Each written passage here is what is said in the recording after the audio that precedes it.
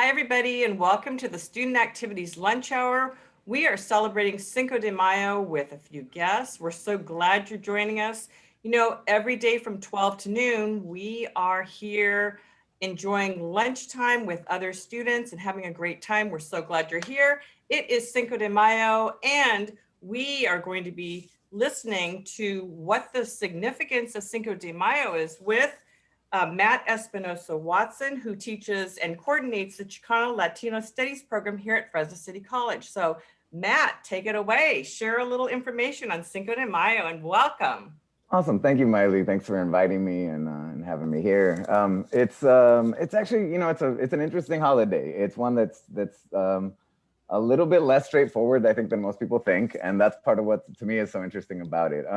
So I guess I want to get a sense from you, maybe just in terms of feedback. I have some PowerPoint, I have some slides I could share, or I could just kind of talk. And so I want to get a sense. I know we have a brief amount of time, but I guess I wondered from your perspective, Miley, what you think. We have a lot of time. Okay. And you may share your screen. Totally. Okay. It's open season for sharing because, we get confused kind of the significance of Cinco de Mayo and September 16th. And so that's why it's important to be reminded, what is this celebration all about? Awesome. Okay, so then let's do that. Let me go ahead and pull it up here, and we can go from there. So yeah, I think it is, as I said, I think it's great to. There's a lot to talk about with regard to Mexican independence as well, right? And that happens and is celebrated on September 16th, right? So that's the 16 de septiembre, or September 16th. It's kind of like Mexico's 4th of July, right? It is their celebration of independence. But that is, I would say, Miley, a good place to start is like, that's the most common misconception about Cinco de Mayo, is that it's Mexican Independence Day, right? And so no, it's not that. And so let's get into, I think there's so many fascinating layers here. So I want to I'll share some, and then we can hopefully get some feedback, get some questions and stuff from folks who are here. So what I'm sharing with you all, I basically, I'm showing you a book cover for one on the left-hand side, and I'll talk more about it in just a second. And what I'm giving you as a title, I'm saying El Cinco de Mayo, an American tradition. Hold on, what is that? What's up with that, basically? Because that's what the book is telling us on the left. And so I want to explore that a little bit. This is actually a presentation that was originally done by a student many years ago, and she shared it and said it was okay for me to modify it and work with it, and I've done so. And so I give her credit for the one who originally kind of put together some of it. So let's go ahead and get moving. That's me. So in Dr. David Hayes Bautista's book, which I'll come back to, he quotes somebody talking about this, like a random kind of person on the street being asked in 2007, should Cinco de Mayo be celebrated in America? And this person obviously has an interesting perspective, but they say, I say no, it's Mexican Independence Day when Mexico declared its independence from Spain. It should be celebrated in their country, not America. A lot of illegals celebrated here in America. I'd like to see a law saying nobody gets to celebrate. It's obviously a little bit of an extreme opinion, right? But and this was at a time period, I think, when there was a lot of anti-immigrant sentiment in the US in 2006, 2007. There was a lot going on. But so there's lots of misconceptions. I think we've already addressed that on some level, Miley, in terms of, right, like, no, okay, so no, it's not Independence Day. And so what is it related to? Okay, so what is related to, very most certainly it's related to the French who invade Mexico in the 1860s, right? That is certainly part of what's going on here, right? Is it's related to a specific battle that takes place on May 5th, 1862. Right, that battle is in Puebla, Mexico, an area kind of near Mexico City in central Mexico, right? And so part of the context here is I think is very important, which is like the battle that's being celebrated and again the year that it happened. So at the time that the French invaded Mexico, Napoleon III was the emperor of France at the time, and he was trying to really take back the Americas. He wanted to, so all of the Americas, the US and all these other Latin American nations had become independent. The US back in the 1780s, and then Latin American nations, many of them in the 1820s. And Napoleon was trying to retake over the Americas for Europe and make it all back into colonies of France, right? So that's kind of what's going on in his head, at least, as the leader of France tries to come into Mexico in 1862, right, and take over Mexico. So at the time that this is happening, the French are one of the world's best armies. They can kind of go and take over whatever they want. And that's the idea of what people expect at the time.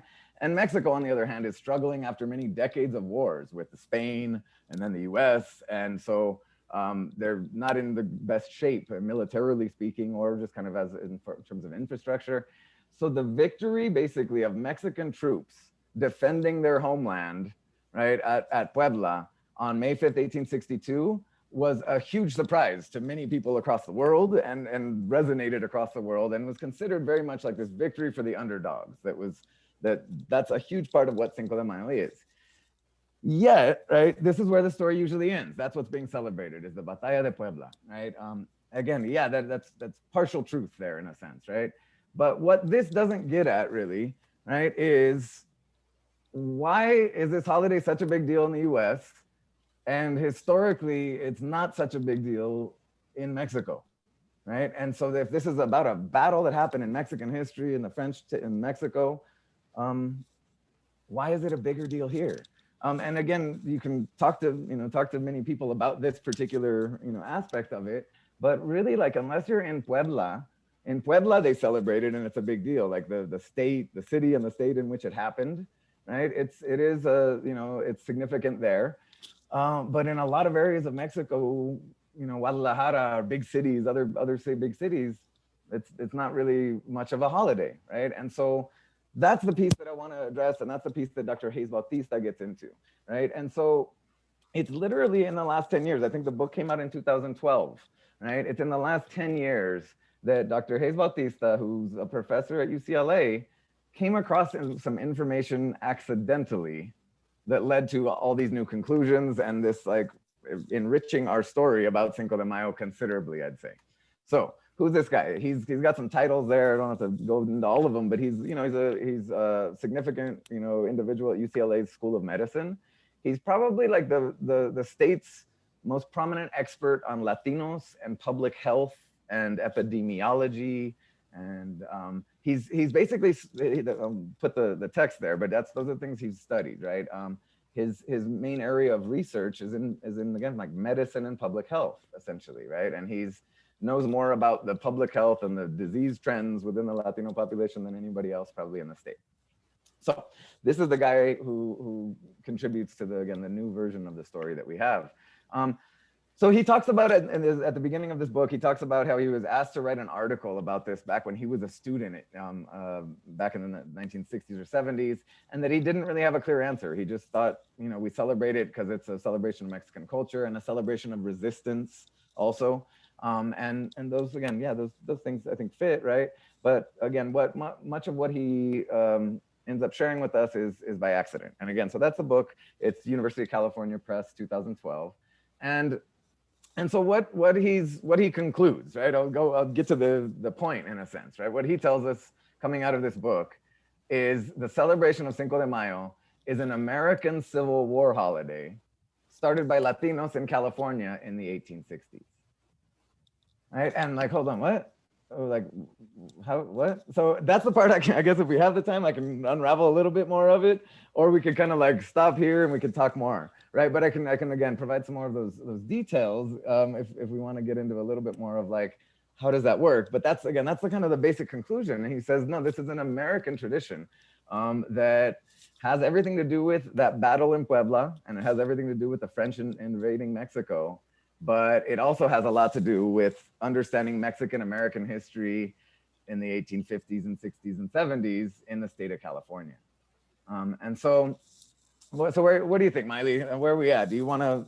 We have lots of time, okay. Matt. We have lots of time. Go ahead. Okay, so I'll keep sharing and get into some of what's going on here. So Dr. Hayes Bautista was looking at Spanish language newspapers from the 1850s and 60s in order to try to do research on just kind of demography, on the population at the time. He wasn't looking for something about Cinco de Mayo.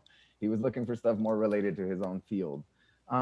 And so he basically tells us within the book that at the time, these newspapers were very important because especially for many immigrants coming into California, looking for news about their homelands, right? And it was through looking at these newspapers that he first gathered info and first came across the idea that like Cinco de Mayo was being celebrated in the 1860s in the state of California. And that, you know, all of a sudden made him kind of take pause and start looking into this, right? So I want to just share some basic history that's going to help us kind of where we're at. So in 1848 is when California became US territory, right? And prior to that, it was Mexican territory. Prior to that, it was part of the Spanish Empire. The Spanish had taken over Mexico and much of what's today Central and South America, right? And so 1848, though, is when California becomes US territory. So there are many Mexicans and families basically living within the state of California who become American overnight, essentially, who, you know, the border crossed them. They didn't cross the border. That's, you know, that's part of that history. However, as we look at this time period, it's not really those Californios as much as it is more recent immigrants, but it's both populations. So Californio is a word used, especially in the historical context, to refer to those born in California when it was Spanish or Mexican territory, right? They were called like people from Texas or Tejanos, right? People from California were Californios. In the book, Dr. Hayes Bautista talks about Atlantic Americans being basically white Anglo-Saxon Protestant, the folks who are white Americans coming from the East Coast, right? And he really talks about understanding, especially the 1850s and 60s, and understanding the history of Californios and how they're treated within the context of this newly American territory. And, you know, you can sum it up by saying they're treated as a conquered enemy, right? Land grants are questioned, people lose land, people lose status in major ways. The gold rush is part of what's going on in that time, right? So I won't go into like more of the history, but to basically say there are Mexicans already in California when it became the US in 1848. And then as a result of the gold rush, there are immigrants from all over who come to California. So that's from the East Coast, but it's also from Mexico and other parts of Latin America too, right? And so people all over coming to the US or coming to California specifically, again, interested in gold. So 1850, California gets admitted as a free state, right? So 1848, it became US territory. 1850, it's admitted as a free state. That admittance of California as a free state upsets this balance. That's not talked about a lot. I don't think the idea that the Mexican-American War is like so involved with issues of slavery and then so tied into also the Civil War that happens soon after. So I'm gonna just jump and go ahead and say by the 1860s, by the time we're talking about the French coming into Mexico and invading Mexico, right, in 1862, the US is in the midst of the Civil War, right? So that's an important piece. We don't have to get the rest of the details, but we're in the midst of the Civil War at the time that the French invade Mexico.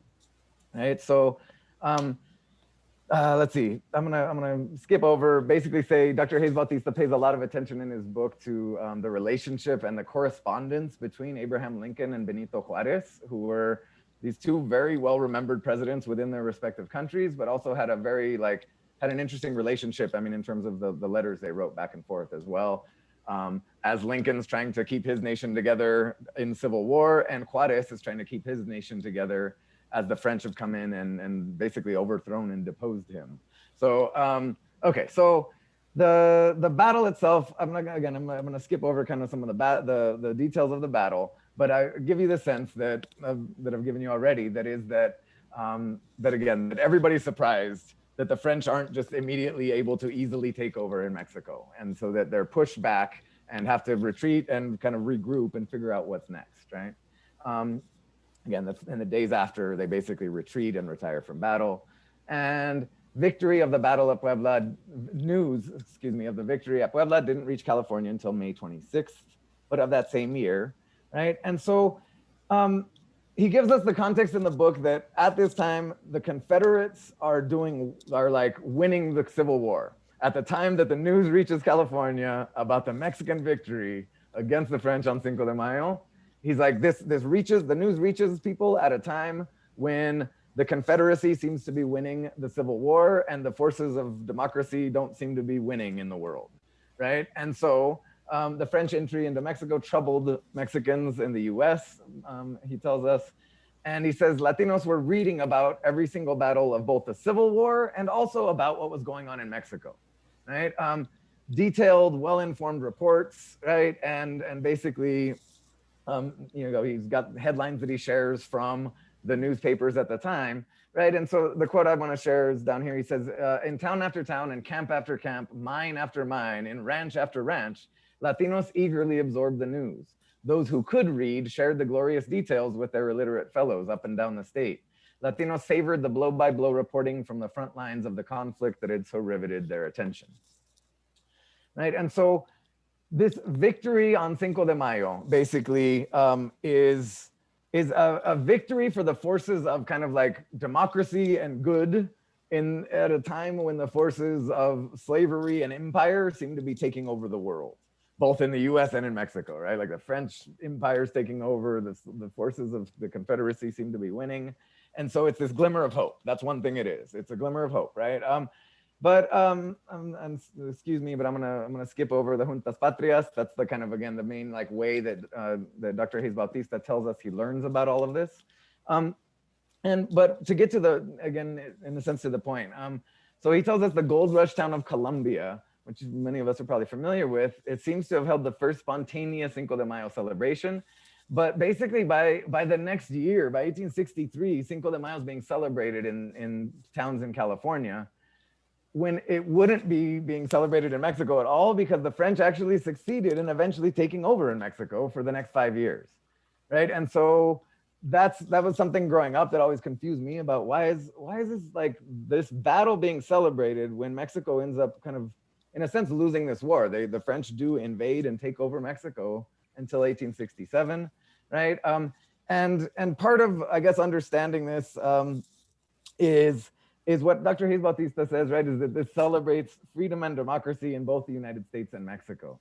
Part of what these well-informed Mexican immigrants and Californios and other Latinos from Chile and Peru who were there in California, who started this celebration, part of what they knew, that, again, it took me a while to learn and understand myself, was that when those French troops were defeated on Cinco de Mayo at Puebla, there were about 20,000 French troops getting onto boats in France that were about to be shipped to New Orleans.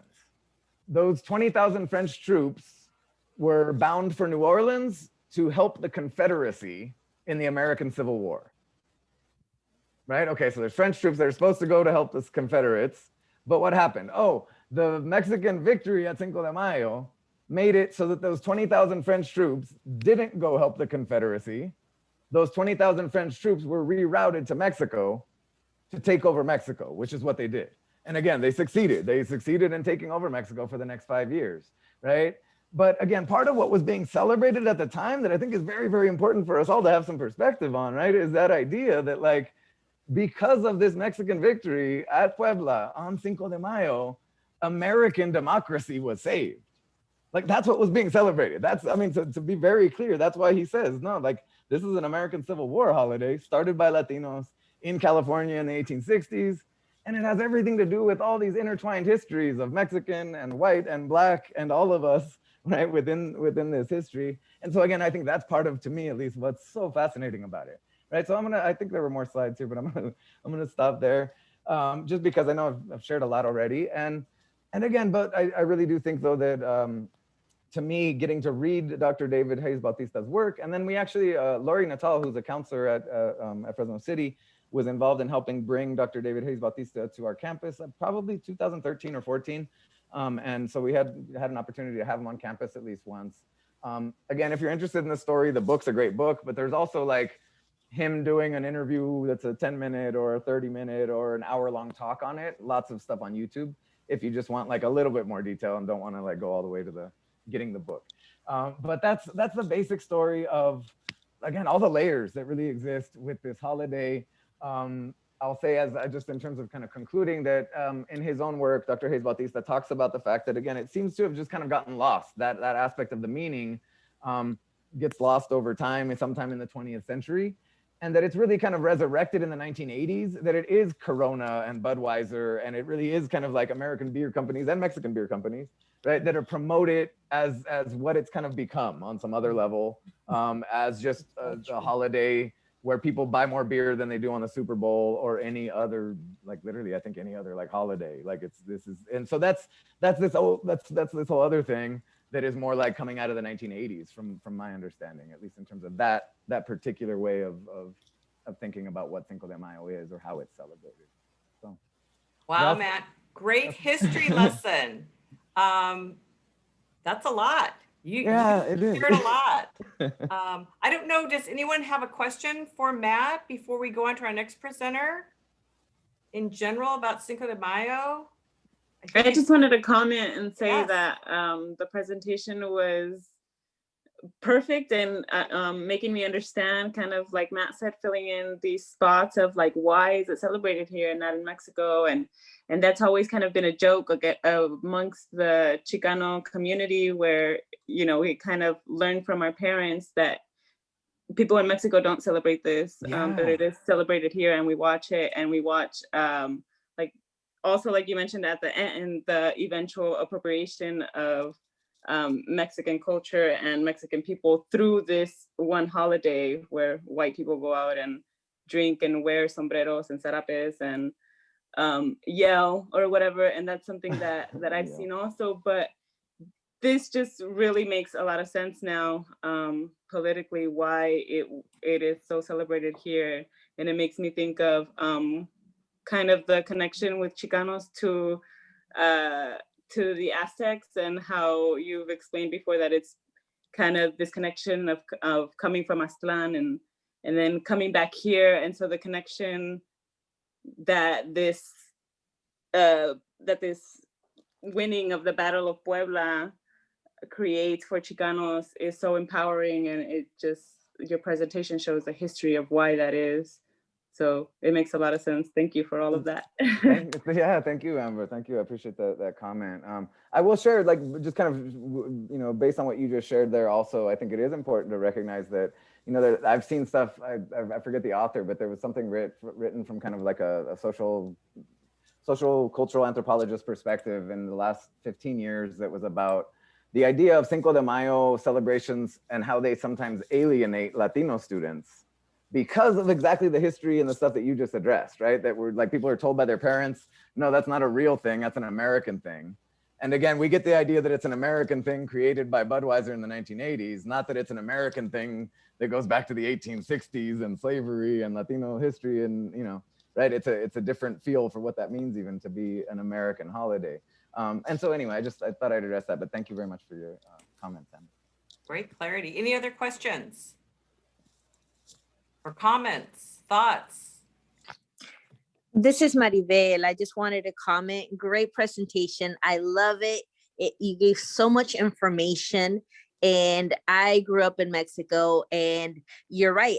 There's not a big celebration. However, there is acknowledgement because we did end up losing. So there's not that big of a celebration, but in the smaller communities, at least in my region, we still celebrate it a lot because we are the rancheros. We are the ones with the pitchforks, the ones that don't have the access to a lot of machinery. And it's like, I remember my grandpa, even if we don't have very much, the will to defeat the biggest army, we could do it. And then he tells you about, you know, he shared about the Cinco de Mayo and the Poblanos, and then he went off to talk about mole. So definitely, I enjoyed the presentation. Thank you so much. Yeah, awesome. Thank you so much for that comment, Maribel, because I think that helps us like round it out in a really good way too, and roots us in terms of like, so yeah, it might not be the big celebration in all of the cities, but it also is, it's not that it's forgotten either. And it depends on the region you're in, right? As you said, but I think that like you highlight there also a really, really kind of crucial detail, which is not just that it's like the story of the underdogs, which I highlighted, but that it's like, it's literally like the campesinos with the asadón, right? It's like, it's farm workers with pitchforks and hoes and rakes going up against kind of the best army in the world. That's part of the story there of Cinco de Mayo. And that's the story that I think that's also like highlighted in there's a film done maybe in the last 5 or 6 years that you know, highlights that the Batalla de Puebla, and doesn't get into the US slavery, all those other pieces of it, but it talks about that story as one of like, you know, that one to be inspired by in that way. So thank you so much for sharing that too, Maribel. Okay, any other questions, comments? Matt? Good. Thank you so Well, much. Again, Matt. thanks for the opportunity. I look forward to getting into more conversations about all Oh, this yeah. stuff with you all. So Great, energetic performance and information. Loved it. You move around a lot, so we're even on following Zoom, you huh? there. Even you Staying can even energetic. Yes. Thank you so much. Well, if you see my background, I believe it's called Papel Picado, and up next is Lashun Davis, who's going to give us a little history and I think a little tutorial on Papel Picado. So Lashun, take it away. Thank you. Thank you. So let's see. Let me get back to our Zoom here. Thank you, everyone. Let's see if I can get this going for you. Perfect.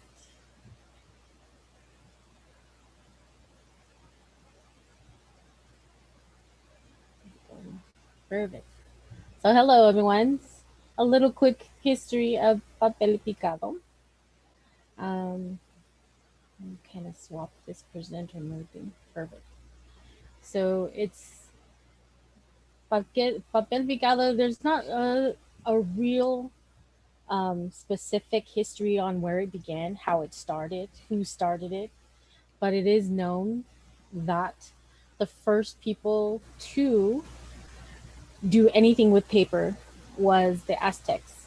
So they first called their designs amate, and on this, it's like it's a type of paper that they really couldn't write on, so they used it for art, so they can hang. Most of the time, it's so they can hang. It said their codices. So each person in the Aztec culture had their own code of honor, like a coat of arms. So they would do that. The examples to the left, where the colorful bird is, what they would do with the amate is they would chisel into it. So they would use like chiseling tools to create designs and then color it. So that would be like the first known version of a papel picado, but not really poked holes in it. Another version that later came into use due to the first version of the amate was the black and white version that's on the side. And they depicted every kind of thing you can think of.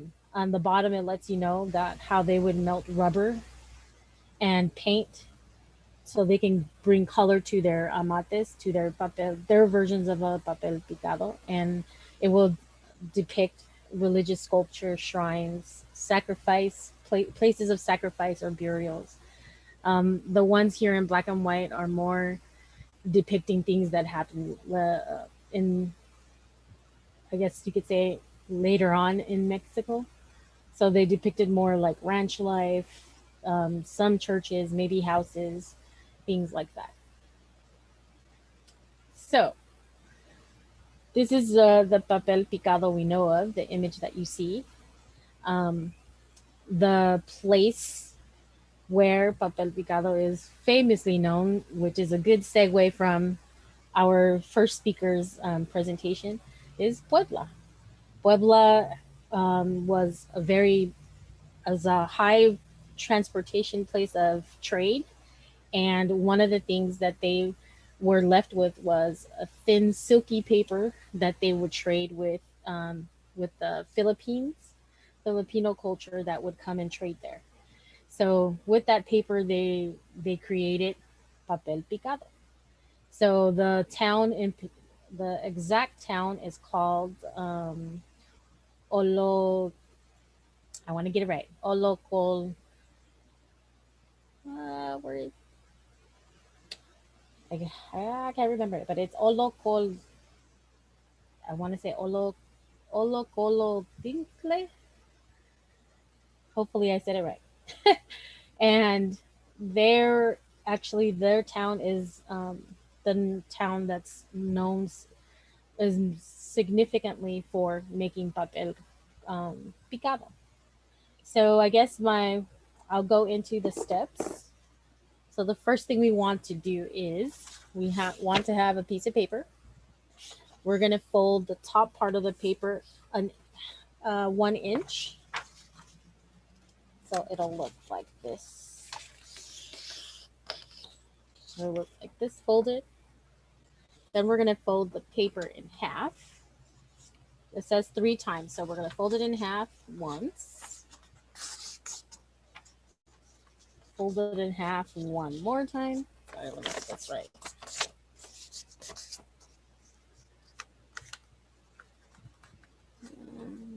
Perfect. And then a third time. So we want it as small as we can. All right. Now, some people use a pen or a marker. You can use a pencil to make a design. I'm just gonna make hearts for you guys, and we'll see how it comes out. Oh, tip: we try not to cut way up here because this is the part that's gonna be hanging on our little string. So let's make little hearts for you guys. And for our little ones who are doing this, it's okay for you to have mom and dad help you out to make your little designs.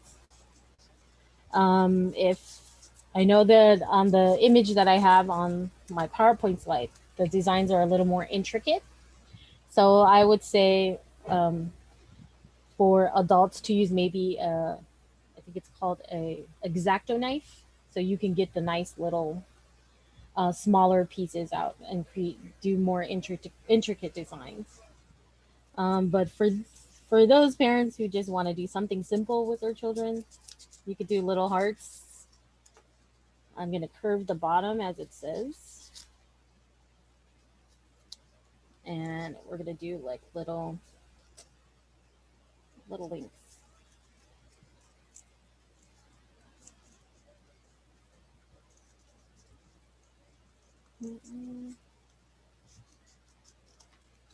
Let's do one more.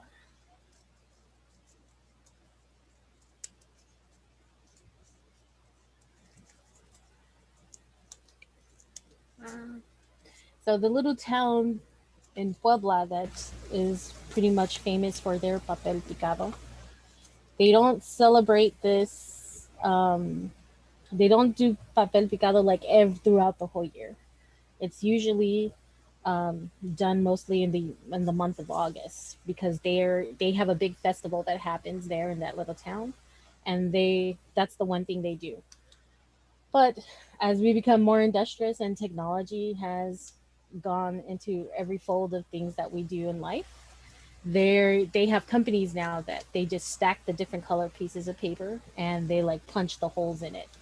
So that's why people can buy already prepared papel picado instead of making their own. But I think making your own is more special because it's a design that you created.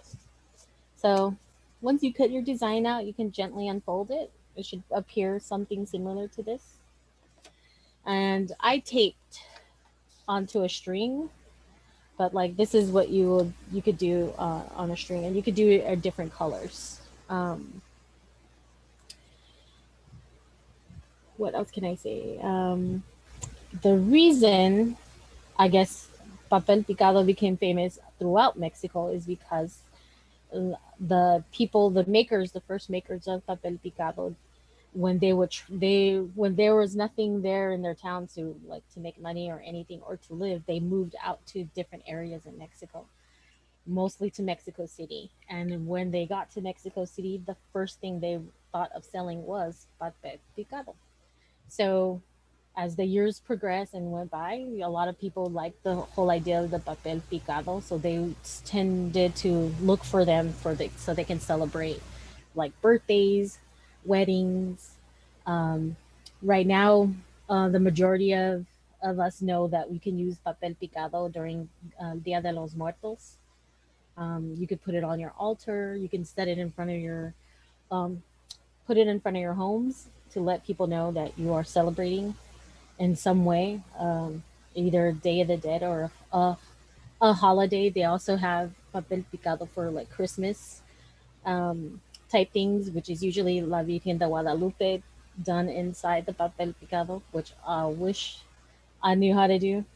They also do doves. They do baby Jesus. They do flowers. For Dia de los Muertos, they do skulls on their Papel Picado. And pretty much that's it about Papel Picado that I can share. John, thank you very much. It is amazing how intricate all the Papel Picado is. Um, but I'm sure there may be some questions for you. So does anyone have any questions for Lashun? I have a comment. Yes. This is Maribel. Thank you so much for all the information. My kids are actually doing it right now as we're going step by step. Do you the papel picado is do they use now newer material? Like have you seen ones that are with different styles as the traditional one? I just Yes. So there are some that now that they use, like there are companies like our previous speaker has mentioned how Cinco de Mayo comes around and it's all about beer and companies celebrating and giving you things for like discounts or anything like that. So a lot of companies may have like their brand name like etched into a papel picado, like Budweiser. One example I saw was Telcel. It's a phone company that's in Mexico. They have their own papel picado, so whenever they're celebrating discounts or anything, you see a whole string up of papel picado with Telcel in it. Um, Material wise, I imagine it's the same type of material. Obviously, it has to be something that's durable. So it in the town that I was mentioned in Puebla, you know, it's really windy there, and as you can see from the picture, the from my presentation, the papel picado is like flying everywhere. So I imagine it has to be something really sturdy. I'm using actually construction paper. It's really thin construction paper, and I still got the same effect. So hopefully, um, with whatever material that they use, that you choose to use, it comes out just as beautiful. Thank you. Any other questions? Yeah, I have a Comment? question. I have a Okay. question. My name is Colleen Madrigal, and I have a question. Since I know they use these papel picado in the movie Coco, and they use them as a storyline for the movie, do people use these to tell a story as well? Yes, they can. They can tell. It could be a story about, you know, a religious holiday. It could be about the like the birth of Jesus or how the Virgin Mary appeared to Juan Diego. It could be maybe a family thing. So it could be they might be able to cut out um, a male form with a sombrero, and they'll say they'll represent it as a family member. But usually, um, because the when especially during Dia de los Muertos, they want people to see their family members, so that's why they use more pictures than they do um, um, artisanal things with their images. So they might say put like a guitar in their papel picado to represent, oh, that family member really loved to play the guitar or was a guitarist in some way in a group or something. They might put, maybe I've seen some where it was pan dulce. It was a nice, it was so beautiful too. It was a um I can't believe I'm forgetting words right now, but yeah, it's the conchitas. They etched the conchita out of papel picado, and they to like just say that celebrate that they're in the family. So yes, so it can either be either physical, something physical that you can see as a picture or an item object, or you can add it in a papel picado. Thank you Thank for you. your question. Thank you. Anyone Hi, else? my name is Gloria. I have a question. First of all, I think the designs that you're making are very beautiful, and I would like to know: do you all use these decorations and make them for other holidays and celebrations, including Cinco de Mayo? Yes. Oh, Yes, okay. yes. You can use them for Christmas. As I said, you can create like poinsettias out of inside the papel picado. So it all depends on how good you are with your artistry and how well you can cut. Oh, okay. As Thank I you. said, the most intricate designs, like if say if you want like really to view like birds or flowers and you want it to come out super perfect, I would use an X-Acto knife. Obviously, it's like a pen looking thing and it has a sharp knife or cutting point at the tip. So Okay.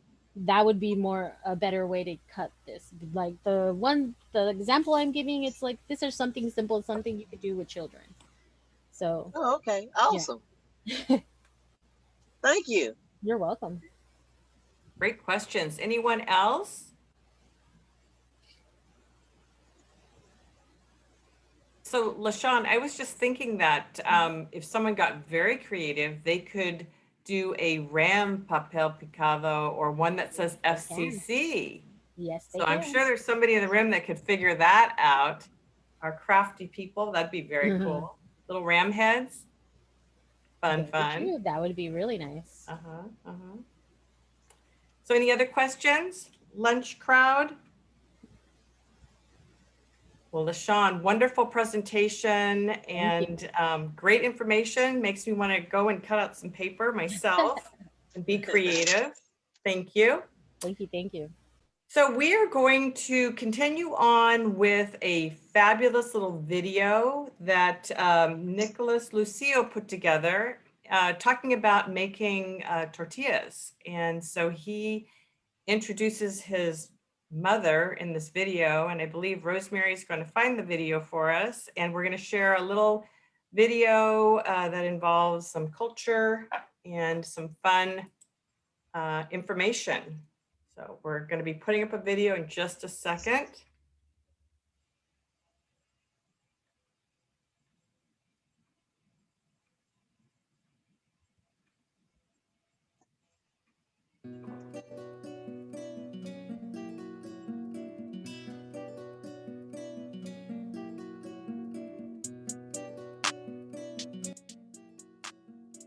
Hi, Nickolas Lucio here, Counselor for Culture, Education, and Society Pathway. Today, I am here at the home of my parents, where I grew up. When I was 8, we moved here, and I want to share with you a little bit of my heritage for Hispanic Heritage Month. My mom, who was born in Texas, migrated with her family here to California in the late 50s. She was born in Alton, Texas, and when she was about 4, they moved to Los Angeles, and from Los Angeles, decided to move here to Central California, specifically Clovis. My dad, born in Brownsville, Texas, was in Texas actually for a bit longer, and shared a lot of stories with me about when he was a kid and what life was like in Texas, particularly because they lived on a border town. My grandpa, who was a lucha libre wrestler, and his name was Sambro Negro. My dad would go with his father and his brother to the border town in Mexico, and there my grandfather would wrestle in his matches, and my dad and his brother would actually shine shoes while they were waiting for my grandfather. And something that I think that's real special is that my father actually still has his shoe shining kit, and I'm going to show you that. This kit is the same kit that he used when he was a kid, young boy, and you can see that he has all his shoes shining materials in there. And something that he shared with me, and the stories that he shared with me about him as a child working out in the side of the arenas where my grandfather would do his wrestling matches. My father and his family, my grandparents and my uncles and aunts, they all moved to Central California in 1965, and my father was 10 years old at the time. and they moved to Malaga, California, where my grandfather was working in the fields. Now, what I didn't know, and growing up eating the foods that I ate, I always just thought, like, okay, it's Mexican food. I'm Mexican, right? This is the heritage that I have. Well, not until I was probably in my early 30s, when I visited, I realized that the food that I was eating in Texas, San Antonio, was foods that I ate here at home, in my home. And there was names of foods that I was just like, what in the world is that? And I tasted and I'm like, oh my God, that's exactly what my mom makes every day. So lo and behold, I've all these years been eating Tex-Mex food. And my parents really didn't say like, this is Tex-Mex, because of course we're saying we're Mexicans, this is Mexican food.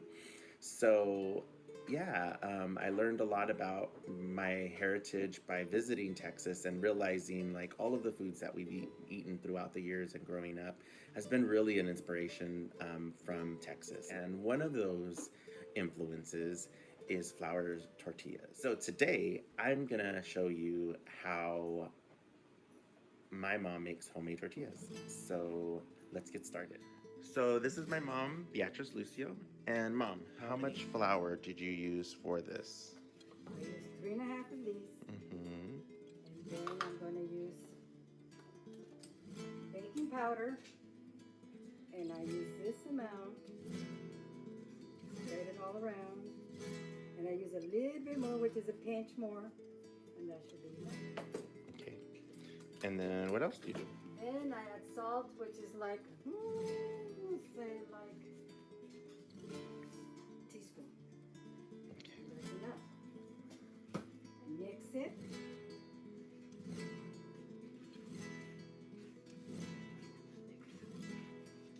And then we're gonna get some shortening. And you use I use Crisco.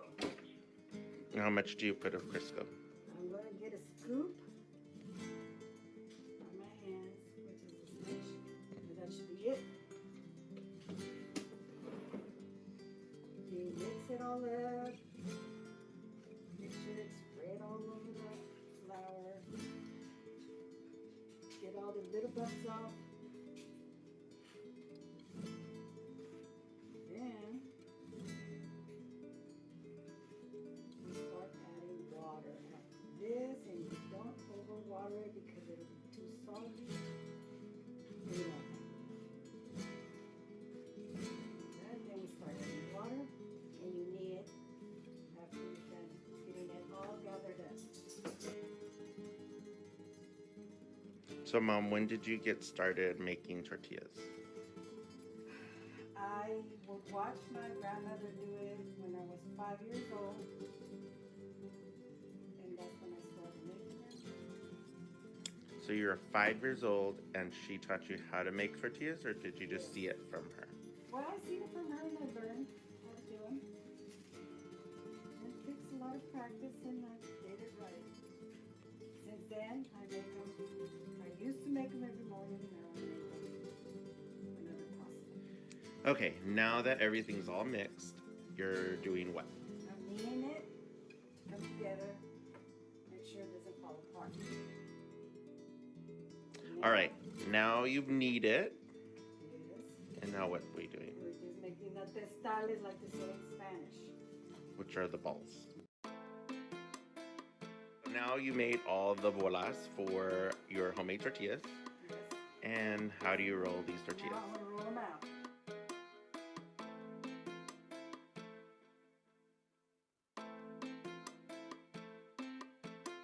And here is the end product.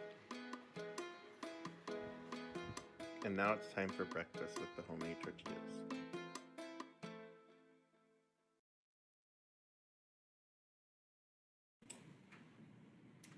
Okay, that was amazing. Who's hungry for tortillas? Yum, yum. Oh my goodness. Wow, thank you, Nickolas. I don't know if he's in the room today, but we really appreciate that video. And I saw it once before, and it was great. So with that said, we can open up to any questions that anyone might have for our speakers that are still in the room. We have until 1 o'clock. Any comments, questions?